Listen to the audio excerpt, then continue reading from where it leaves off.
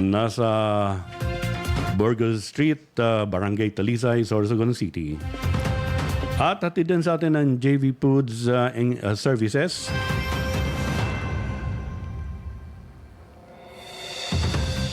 Matatagpuan sa Alegre Street, Barangay Burabod, Sorsogon City. At ngayon sa ulo ng mga balita. Lalawigan ng Sorsogon na pumangalawa sa may pinakamataas na labor force participation rate sa Bicol.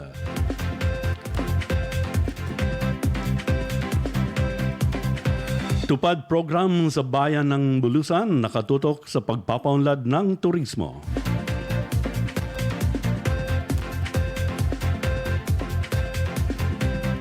Mga inmates sa Sorsogon District Jail may lumalagong kabuhayan. 26 na mga persons who use drugs nagtapos sa kanilang orientation seminar.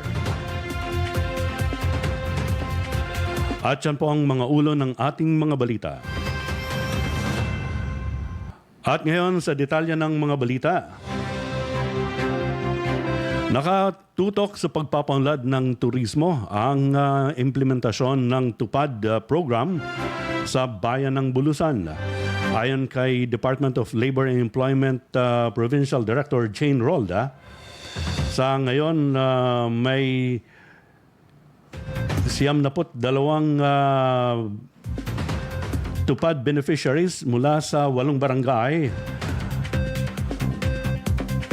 ang nakinabang sa 20-day work sa ilalim ng naturang programa. Sinabi ni Rolda na ang mga benepisyaryo ng Tupad program sa Bulusan ay nagtrabaho sa pagpapaganda sa Bulusan Lake at iba pang mga tourist destinations sa naturang bayan.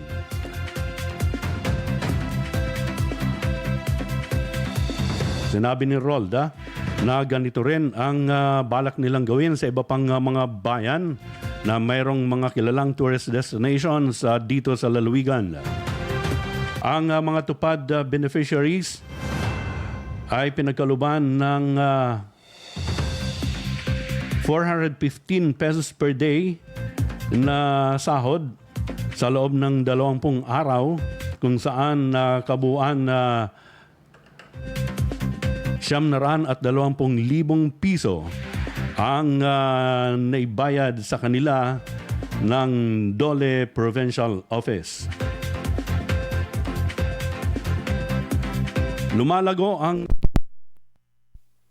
收音模式。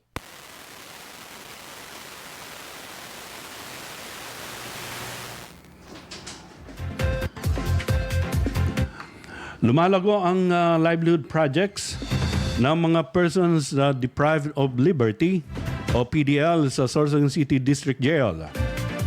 Ito ang kinumpirma ni Jail Senior Inspector Richard Mulato. Kaugnay ng mga livelihood projects sa naturang kulungan. Sinabi ni Mulato na kabilang sa mga livelihood initiatives ng mga PDLs ay ang pag-garden kung saan nakakapagprodukto sila ng mga gulay at ang paggagawa ng mga iba't ibang gamit pang kababaihan. Kabilang sa mga produktong ito ay ang mga bags, mga pouches at kahilintulad na mga produkto.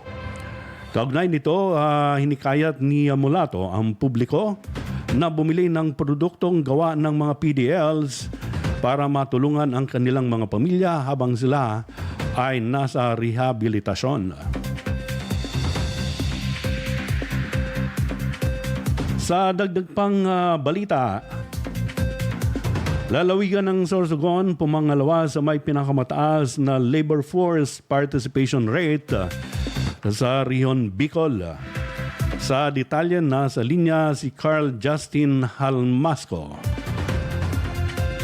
Justin, please go ahead. Sorsogon, ang pinakamataas na labor force participation rate noong nakaraang taon na umabot sa 65.3% ayon sa Philippine Statistics Authority or PSA. Pangalawa dito ang Albay na may 59.3%, sumunod ang Masbate na may 59%, pang-apat ang Camarines Sur sa 58%, pang-lima ang Camarines Norte na may 56.7% at panghuli ang Catanduanes na may 56.3%. Sa pangkalahatan, bumaba ang labor force participation rate ng Bicol sa 59.3% noong 2024 kumpara sa 61.5% noong 2023.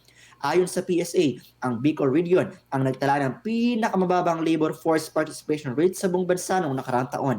Ang labor force ay sumasaklaw sa mga nasa edad 15 taong gulang pataas na may kapasidad na magtrabaho.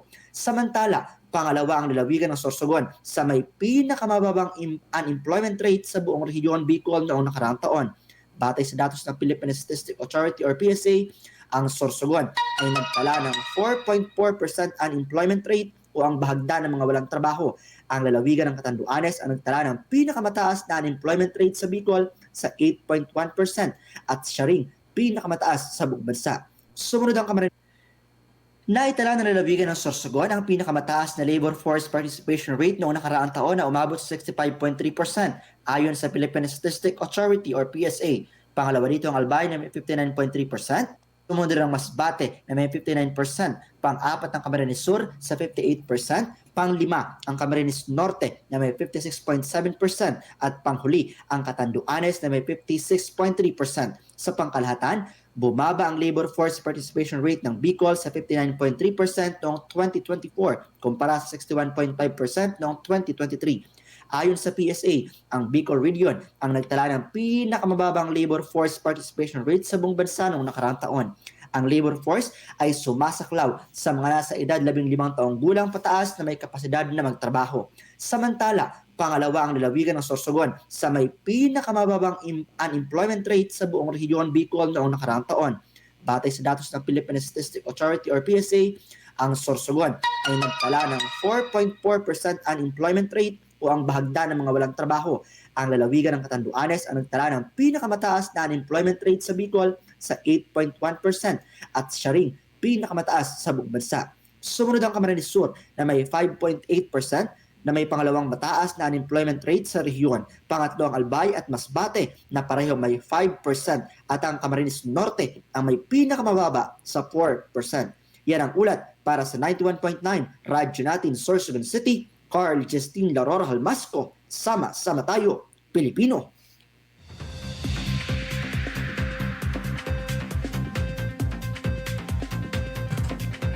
Thank you very much, Justin. At ngayon sa iba pang ulat, mula sa linya ni Joey Galicio.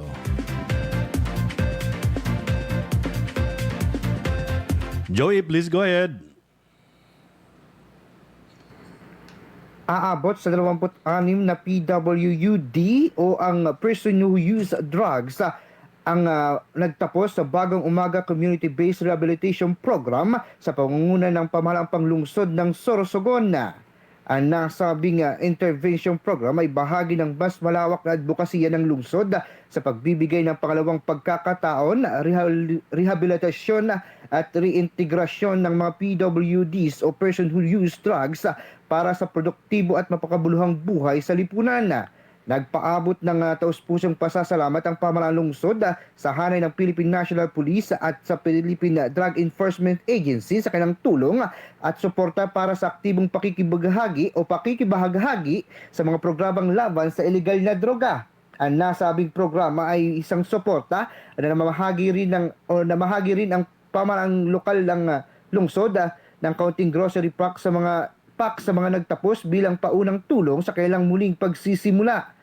Sa pagtatapos ng programa, bitbit ng bawat graduate ang bagong pag-asa at pangakong hindi na muling tatalikod sa daang matuwid. Nagpaabot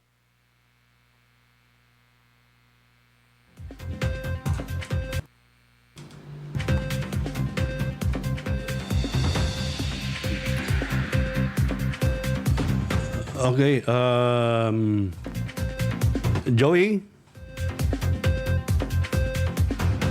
Okay, naputol ng linya ni Joey. Babalikan po natin ang linya ni Joey maya-maya lamang.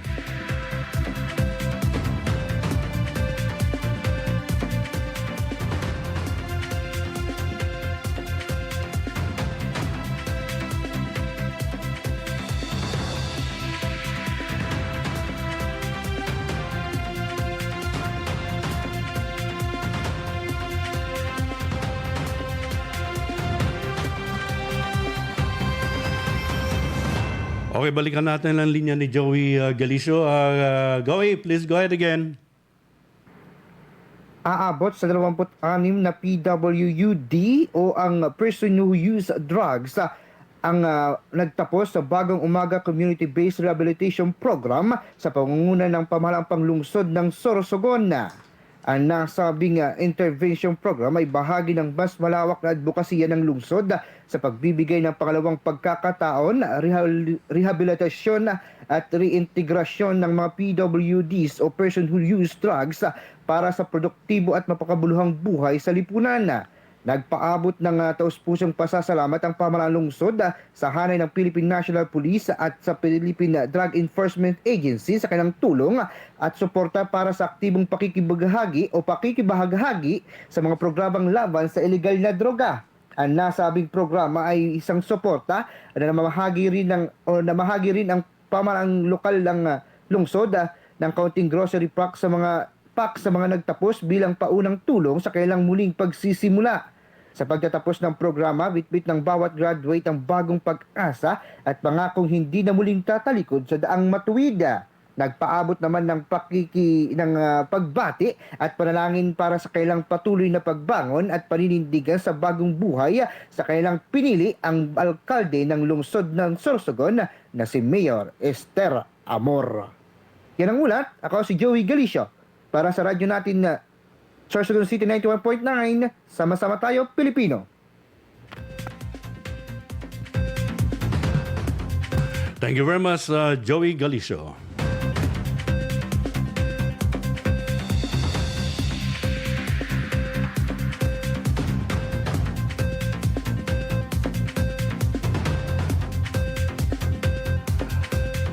At sa ating panghuling balita, bago ang kalagayan ng panahon, umabot sa 26.6% ang underemployment rate sa lalawigan ng Sorsogon. Ito ang pangalawa sa pinakamataas na underemployment sa Rehiyon Bicol. Ayon sa datos na pinalabas ng Philippine Statistics Authority, ang Camarines Sur ang nagtala ng pinakamataas na underemployment rate sa 32.2%. Pumangatlo ang lalawigan ng Catanduanes na may 21.7%. Pang-apat ang Camarines Norte na may 14.1%. Masbate na may 10.2%. At ang pinakamababa ay ang Albay na may 6.1%. Ayon sa PSA, ang underemployment ay yaong mga manggagawa na ang kanilang kapasidad at kapabilidad ay mas mataas kaysa sa kanilang kasalukuyang ginagampanang trabaho. At ngayon, kunin natin ang linya ng Pag-asa Sorsogon para sa kalagayan ng ating panahon. Good morning, Pag-asa. Please go ahead. Yes po, good morning po. Good morning po para sa update dito sa binabantayan nating bagyo na si Emong at si Dante. So base po sa Tropical Cyclone Bulletin number 6 na ipinaluwas niya na alas 8. So napanatili ni Emong sa iyang kusog habang naghihiro sa southeastward. So as of 7 a.m. ang sentro ng tropical storm, severe tropical storm na si Emong ay nasa distansyang 245. Okay. Sir? Please go ahead. Hello? Sa coordinates na 16.5 degrees north at 118.1 degrees east, may kusog po inining paros na nag-abot sa 110 kilometers. Arani sa sentro, dahil may pagbugsong nag-abot sa 135 kilometers per hour. Presente po ining naghihiro pa south-southwestward sa dalagan niyang 15 kilometers per hour. Since ini po nasa kategoryang severe tropical storm, nakaitaas po ang wind signal number 3 sa northern portion kang Pangasinan, dengan sa western portion kang La Union. Ang samantala, ang signal number 2 naman nakaitaas sa Ilocos Norte, Ilocos Sur, sa nalalabing bahagi ng La Union, sa Apayao, Abra, Kalinga, Mountain Province, Ifugao, Benguet, sa central portion kang Pangasinan, sa Mabini, sa City of Alaminos, dengan sa mga lugar kang northwestern and western portion kang mainland Cagayan. So pati na rin po sa western portion kang Nueva Vizcaya. Samantala, ang tropical cyclone wind signal number 1 naman po ay nakataas sa Batanes, sa nalalabing bahagi ng Cagayan, kasama po ang Babuyan Island, sa western and central portion kang Isabela. So kasabay man po sa tropical cyclone wind signal number 1, ang nalalabing bahagi kang Nueva Vizcaya, Quirino, rest of Pangasinan, dengan ang northern and central portion kang Zambales, kasama po ang Tarlac, ang western and central portion kang Nueva Ecija, dengan ang mga lugar na kaiba po dyan sa central portion kang Nueva Ecija. Samantala dito sa tuyang probinsya, wala po kita wind signal na nakaitaas. Since ini pong bagyong si Emong ay medyo madistansya man po dito sa Satuya, so kaya wala man po kita tiglalauman na wind signal na makataas dito sa Satuyang probinsya. Para sa iyang outlook, so inaasahan ta maghihiro ini pa itaas man po and possible na makaluwas sa Satuyang Philippine Area of Responsibility pag-abot pa po kang Aldaw kang Sabado. Samantala, ang update naman po dito sa sarong bagyo na si Dante. So tiglalauman taman po si Dante na makakaluwas sa Satuyang Philippine Area of Responsibility ngunya na hapon o kaya banggi. Okay. So, Please go ahead. yes po, ang location po kay ning si Dante around 790 kilometers east-northeast kang Itbayat, Batanes. So wala man po direktang epekto ini sa Satuya, pero ang habagat na i-enhance po ninda na sindang nagdadara ng mga pag-uran digdi sa dakulang parte po kang Satuyang Nasyon. Pero may po ang Satuyang probinsya, pero sa ngunyan, wala man po kita heavy rainfall warning na nakaitaas po digdi sa province. So may mga tiglalauman lang kita na mga katamtaman sa kung minsan may mga pagbugso-bugso man po ning paguran, tapos may pagbugso man ning paros, dara po kang habagat. Pero sa ngunyan po, di man kita direktang naapektuhan kay ning mga weather system na ini, liban na lamang po duman sa habagat o southwest monsoon. And tiglalauman ta na by weekend, improving weather condition na po kita. So, yan po ang satuyang update. Yes, sir. Sir, opo, mahapot lang. Kasi sa ngunyan po baga, kasabay ang Sorsogon, duman sa suspension kang trabaho and klase. Ano po kaya naging basehan kang gobyerno sa pagsabay Sorsogon? Digdi po sa mga cancellation. Hello? Yun pong kasuguan, hello. Ang kasuguan po ng cancellation is nag-aali po sa national office. So, ang siguro naging basehan po ninda itong weather advisory na makakaranas man giraray ng mga pag-ulan. Although naging mas generalized, halos buong Bicol region nakasabay ito sa ibang probinsya po, hindi sa Kabikulan, so naka-experience man talaga sinda ng mga makukusog na mga pag-uran. So province of Sorsogon, although may mga pag-uran po, pero dahil man na itaas itong heavy rainfall warning na hindi po sa Satuyang province. Kaya ang naging basehan nila itong weather advisory na makaka-experience man giraray ng mga kalat-kalat na mga pag-uran halos bilog na rehiyon kang Bicol. Tapos ang Camarines Norte lugod dahil kasabay. Opo, sa Camarines Norte man, halos ang na-experience man ninda is mga pag-uran man, pero bakong itong maray kakusugan. So, bako maray kakusugan ang mga pag-uran na duman sa Camarines Norte. Hindi po kaya ang Camarines Norte medyo, kung baga mahiling ta sa mapa, mas eastward po sindang maray. So kung baga sa maapektuhan kang habagat, so mas maapektuhan kaya ining mga western part, kasama po ang yan na Quezon. So ito po kayang Camarines Norte, halos sa medyo sa may westernmost na parte po ang sa tuyang lugar. So medyo harayo po sinda duman sa pinaghahalian kang mga pag-uran na southwest o habagat. Oh, pero naipit baga sinda sir kang Quezon and then Camarines Sur na pareha suspended ang klase tsaka ang trabaho, no? Naipit baga sinda. Garong nagkaigwa kilindero ang baraot na. Garong nagkaigwa kilindero dahil sinabay ang Camarines Norte. Yes, so although po ito po nga ni ay desisyon kang sa national government ito po ang sa indang mga basihan. So dahil taman po ma-question kung ano po talaga ang sa indang pinagbasehan kan sa indang mga suspension. Anyway, sir, sa ngunyan ba, dahil kita kipig mo monitor na weather system na eventually malawag sa Philippine Area of Responsibility? Sa ngunyan po, liban digdi sa duwang bagyo na si Emong tapos si Dante, may low pressure area pa man po kita sa luwas kang sa tuyang Philippine Area of Responsibility. Halos halangkaw man ang tsansa ka ini maging sarong bagyo. Pero sa ganyan po, nahihiling ta na medyo harayo man po ini. Kung makalaog man ini, halos nasa tip na lang kang boundary kang PAR. So medyo madistansya man po ini sa tuya. Tapos sa landmass kang Pilipinas. Ang magiging epekto na lang po, kaya ni siguro bahagyan niyang mahatak man ang habagat. Pero since madistansya siya, ang paghatak niya bako man maray kakusugan, na dahil man maray magre-resulta sa mga makukusog ng mga paguran. Kaya nahiling ta po sa outlook ta, halos towards the weekend, halos pasiring man po kita sa marayray na kondisyon kang sa tuyang panahon, mga kalat-kalat na mga paguran na lamang ang sa tuyang aasahan kayo. Okay. Sige. Thank you very much po, Sir Ryan Orogo, kan Pag-asa Sorsogon. Maraming salamat din po.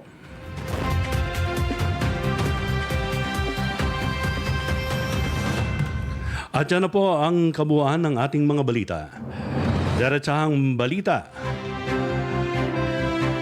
Ang mga balita hatid sa atin ng Best Cafe 8-in-1 Coffee with Herbal Mix. At hatid din sa atin ng VIP Learning Center Incorporated. Nasa Burgos Street, Barangay Talisay, Sorsogon City.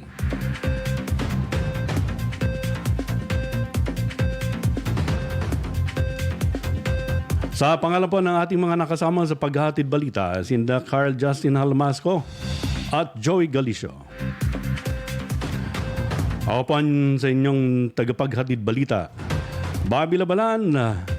Antabayanan po ang pagpapatuloy ng programang Diretsahan. Diretsahan! Diretsahan! Kasama si Bobby Labalan sa 91.9 Radyo Natin Sorsogon.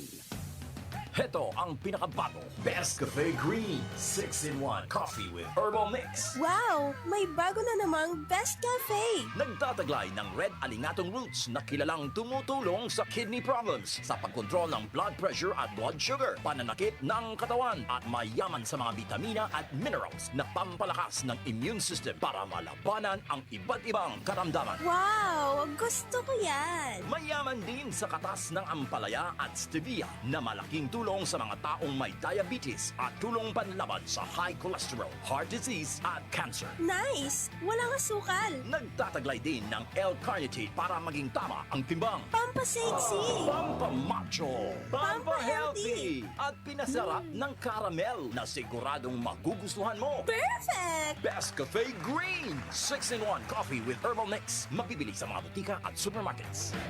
Sa hirap ng buhay ngayon, hindi natin kailangan ng gumastos ng mamahaling sabon para maganda at makinis ang ating balat. Narito na ang mga produkto ng Snow Fresh. Gawa ito sa mataas na kalidad ng mga sangkap na nakakapagpaputi na, nakakaalis ng body odor. At higit sa lahat, kayang-kaya ng ating mga bulsa. Marami kayong pagpipilian para sa uri ng inyong balat. Katulad ng sumusunod, Snow Fresh Carrot Whitening Soap with carrot extract that smoothens and whitens sensitive skin. Snowfresh Kojic Acid Soap that eliminates and lightens dark spots. Snowfresh Kojic Acid with papaya extract rejuvenates and lightens even out skin tone. Snowfresh Kojic Gluta Whitening Soap with glutathione that remove dark spots. Snowfresh Sebo de Macho that lightens and eliminates scars. And Snowfresh Tawas Powder regular and scented with refreshing smell made from natural mineral called potassium alum that is known as an excellent deodorant alternative and can treat fungal infection and other skin problems. High quality na sa murang halaga. Available at leading groceries, drugstore, and supermarkets nationwide. Sa pangangaipunin ng construction materials, Collins General Merchandise and Dumanan. Yaon sinda sa Gate 3 Bibingkahan, Sorsogon City. Ang Collins General Merchandise nagpapabakal man nin gravel and sand sa mabang presyo. Yaon man sa Collins General Merchandise ang marhay na hollow blocks, matibay, as hindi ay basta-basta nabubuang. Igwaman sindang bender, decorative blocks, and cement. Available din ang plastic drum. Collins General Merchandise nagtatauman ng discount. Nagpaparenta ng builder mixer. Kaya sa barato na construction material, Collins General Merchandise. Ayaw sa Gate 3 Bibingkahan, Sorsogon City. Contact CP number 0998-865-2448 or 0998-984-6438. Collins General Merchandise. Para sa maasahang funeral-related services, nandito po kami, Labalan Funeral Homes. We are here to create meaningful services. Labalan Funeral Homes. We offer the following services: cremation, direct burial, assisting SSS, GSIS beneficiaries, accepting cadaver transportation nationwide, funeral urns, gravestone o lapida, flower wreath and arrangement, funeral dress, mass card, candles, balloons, black grieving pin. Nagbibigay kami ng malaking diskwento para sa mga direct customer. Labalan Funeral Homes with tie-up life insurance, Protect Damayan, Good Life, Eternal Plan, and Loyola Plan para sa inyong funeral-related services. Tumawag lamang sa 0999-994-2159 o sa 0998-865-2448. Matatagpuan ang aming main branch sa Rizal Street, Piot, Sorsogon City with branches in Bacon, Barcelona, Bulan, Bulusan, Kumadkad, Gubat, Erosin, Magallanes, Matno, Prieto Diaz at Santa Magdalena. Labalan Funeral Homes, helping people who are in need and to serve wholeheartedly. Owned and managed by Rizalino Dondon Labalan Jr. and Rosalina Sally Labalan. This portion is brought to you by Peter Paul Philippine Corporation. Sila'y bumibili ng niyog sa mataas na presyo. Located at Kabidaan, Sorsogon City. Diretsahan! Diretsahan! Kasama si Bobby Labalan sa 91.9 Radyo Natin Sorsogon.